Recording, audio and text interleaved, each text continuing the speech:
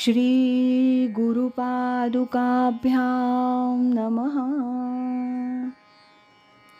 आदरणीय स्वामी भक्त महादेव दामोदर भट लिखित सोहम साधना पंथराज या ग्रंथाचं क्रमशः वाचन आपण ऐकत आहोत. आज ऐकूया या ग्रंथातील प्रकरण 8 संत वाङ्मयातील सोहम याचा भाग 14. विसोबा खेचरांचं सोहम. आराधी स्वरूप एक भावे.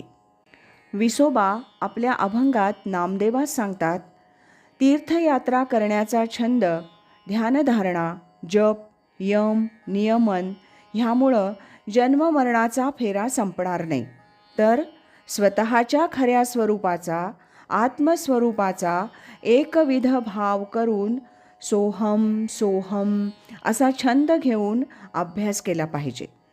सद्गुरुनाथ गर्भखूण सांगतात, सोहम मार्ग दाखवतात. त्यामुळं जीवाची भ्रांती जाऊन आत्मज्ञान होतं, निर्गुण परमात्म्याची अनुभूती येते. विसोबा म्हणतात, तेथून सुनीळ प्रकाशू, सोहम गर्जना रात्रंदिवसू, आणिला राजा परमपुरुषू, भोगी रहिवासू आत्मज्ञानी. आता श्री संत नामदेव महाराजांचं सोहम. जप करी असा अखंड खंडेना, निशिदिनी मना होय जागा, नामा म्हणे मना होई रामरूप, अखंडित जप सोहम सोहम. या अभंगात संत श्रेष्ठ नामदेव महाराजांनी त्यांना एकाच वेळी आलेले साधनेतील काही अनुभव विदित केलेत. महाराज म्हणतात, ध्यानी पहुडला सावळा, जवळी नारी 12-16, विंझणे वारिती सकळा, सोहम शब्द जागरणी. धिंधी तुरे वाजती, अनुहात ध्वनी गर्जती, तेथे निद्रा ना सुषुप्ती, चंद्र सूर्य मावळले. नामा म्हणे वाट चालता समाधी, सोहम स्वरूपी बुद्धी ठसावली. नमो हंसा सुअक्षरा, नमो व्यापक चराचरा, नमो नमो अव्यक्त विषयवरा पांडुरंगा.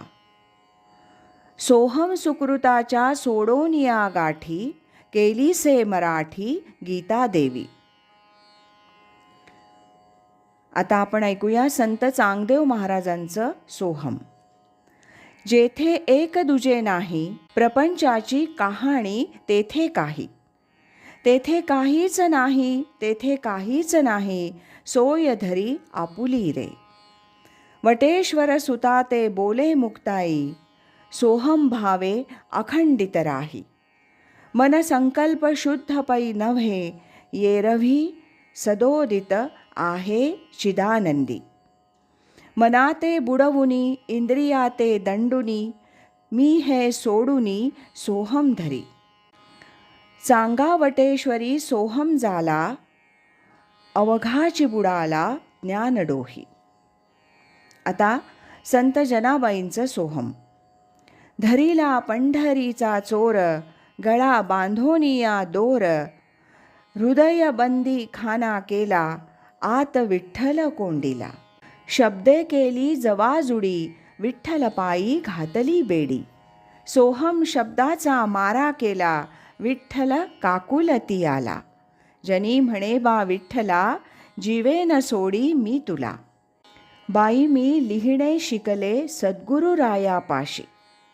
12, 16, 21 हजार आणि 600 उबार, माप चाले सोहंकार. ज्योत पहा चमकली, काय सांगू त्याची बोली. प्रवृत्ती निवृत्ती दोघी जणी, लीन होती त्याच्या चरणी. परापश्यंती मध्यमा, वैखरीची झाली सीमा, चारी वाचा कुंठित जाहाली, सोहम ज्योत प्रकाशली. ज्योत परब्रह्मी जाणा, जनी म्हणे निरंजना. सोहम आत्मा प्रकट, जो दाखवी वाट, सद्गुरु वरिष्ठ तोची जाणा. तया उत्तीर्णता भावया पदार्था, न देखो सर्वथा जनी म्हणे. संत जनाबाईंचे हे 4 अभंग सोहम संबंधी बरीच माहिती देणारे आहेत. सोहमच्या अखंड अनुसंधानानं मी विठ्ठलाला आळवलं असं जनाबाई सांगतात आणि ह्या अनुसंधानानंच विठ्ठल प्रसन्न झाला अशी ग्वाही देतात. दुसऱ्या अभंगात आपण अशिक्षित असून सद्गुरूपायी आणि सद्गुरू कृपेनं शिक्षित झाल्याचं त्या सांगतात आणि म्हणतात की त्यांना ही जी अलभ्य पारमार्थिक प्राप्ती झाली त्याचं साधन सोहंकार हे मापच, सोहम ही जपमाळच आणि सोहम ही साधनाच होती. तिसऱ्या अभंगात संत जनाबाई सांगतात की ह्या सोहम साधनाभ्यासानं त्या प्रकाशमय सत्याकडे गेल्या. त्यांच्या मनातील प्रवृत्ती निवृत्ती ह्या मार्गासंबंधी संघर्ष संपला. परापश्यंती मध्यमा आणि वैखरी या वाचा क्षीण झाल्या आणि ह्या सोहम साधनानेच सोहम ज्योत प्रकाशून त्या परब्रह्मी लीन झाल्या.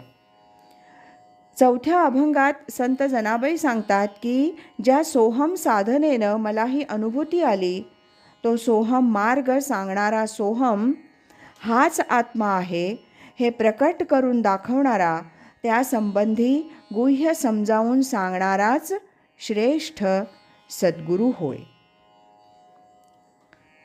आज इथंच थांबूया. यानंतरचा भाग आपण उद्या ऐकूया. श्रीमत सच्चिदानंद सद्गुरु श्री स्वामी स्वरूपानंद महाराज की जय. हरि ओम तत्सत.